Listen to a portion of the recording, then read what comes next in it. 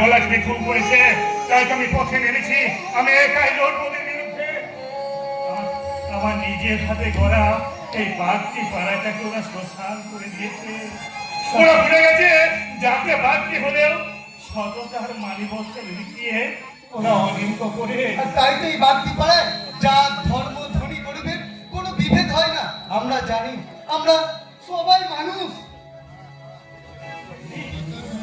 চলবে চলবে চলবে সবই চলবে। ওই সত্যের প্রদীপ দেওয়া চলবে। মিথ্যা তেলটাকে পুড়িয়ে শেষ করে